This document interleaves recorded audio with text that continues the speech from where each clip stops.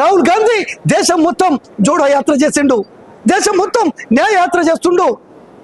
మరి 5 న్యాయాలు కూడా కేంద్రంలో అధికారంలోకి వస్తే మరి అమలు చేస్తామని ప్రకటించిండు.